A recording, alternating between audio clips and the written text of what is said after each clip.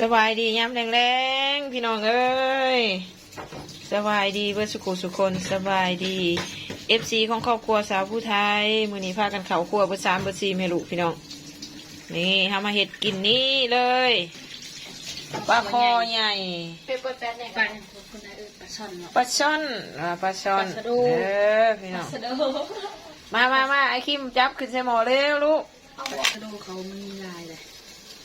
มันคือยังปลาสะโดมันคือปลาโคนี่แหละแต่มันมีลายปลาโดบ่จักลูกมันมีลายงามๆหนึ่งเขาว่าตัววักใหญ่พี่น้องเอ้ยตัวหนึ่ง40เท่าไร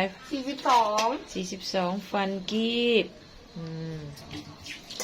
ในนี่ก็มีหัวสีไข่ใบขี้หูดแล้วก็หัวปลาใส่พี่น้องเลยไข่มดแดงลงไปเลยไข่มดแดงกับตัวมดแดงค่ะแม่บอกเกาะลงเอิดเลยไอ้นี่ก่อนสิได้มดแดงนี่ก็ไปเฮาไปเบิ่งกันเลยในคลิปแม่พากันไปเอา3เมนูพี่น้องเลย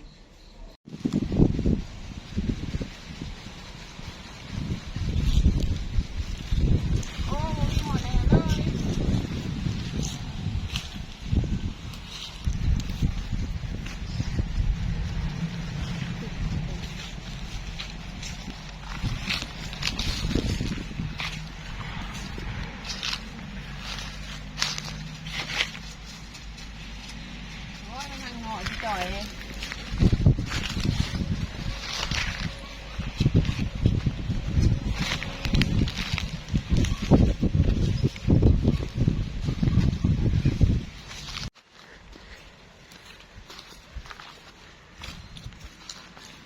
กำลังสีค่ำจ้าแดดออกมา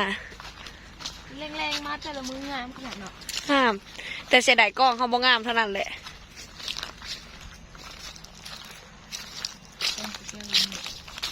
กล้องสองแก้วก็งามได้คันสมมติว่าเขาถ่ายแล้วเขาไปแต่งเอากล้องสะอ้นแห่งงามโทรศัพท์อีกหน่วยนะ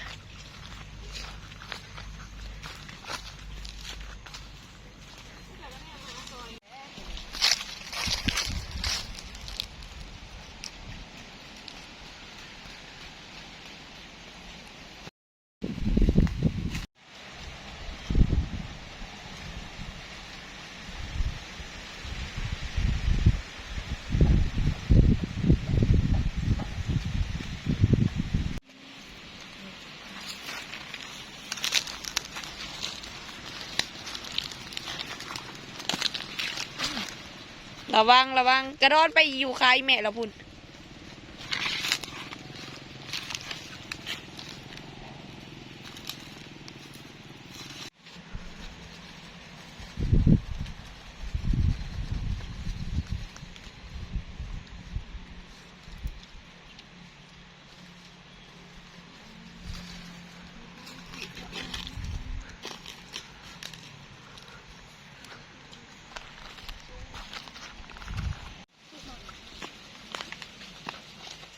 เขาแย่แล้วบ่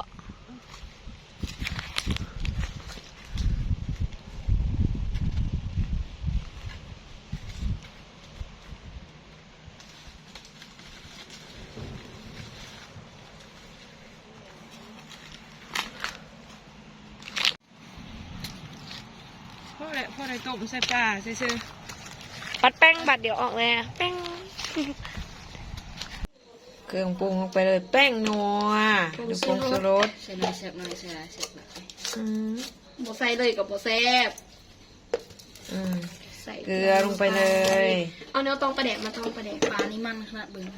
มันขนาดโอ้แซ่บเป็นแซ่บเลยพี่น้องเลยปลาร้าลงไปเลยตักเอาน้ำยุลุมพุ่นขึ้นมากก็ได้โอ้ไข่หมดจะให้มันขึ้นน้ำเสียดายมันทำไมนี่เสียดายเบิ่งครุ่นก่อนมาพี่น้องมากินข้าวแร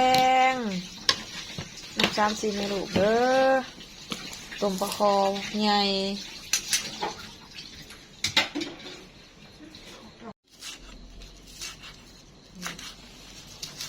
ส่วนหัวตัวนี้นะสีใส่หมอ ใส่หม้อก่อนพี่น้องเลยนี่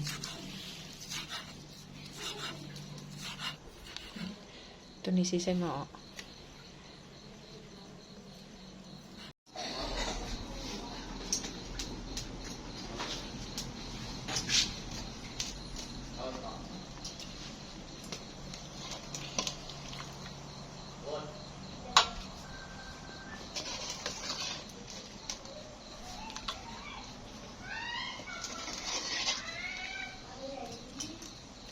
ปลาคอไข่ได้เนี่ยแม่นบอกขี้ลูกคั่วๆฮะ ใส่เดียว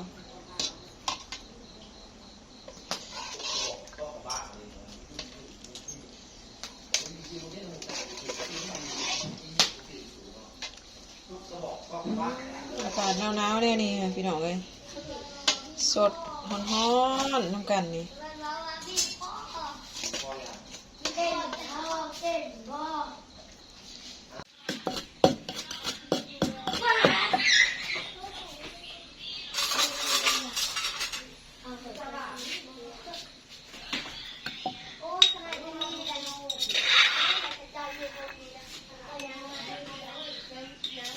เอาน้ำซุปมันตีใส่ เอาน้ำซุปใส่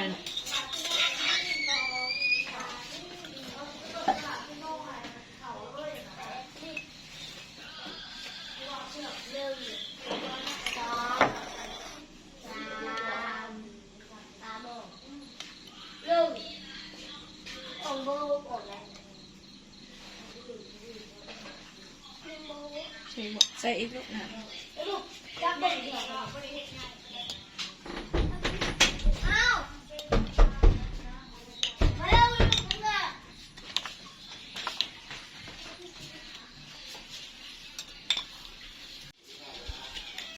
แล้วเด้อจ้า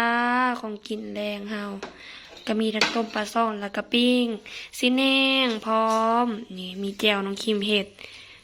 มาจ้ามากินน้ำกันแจ่ว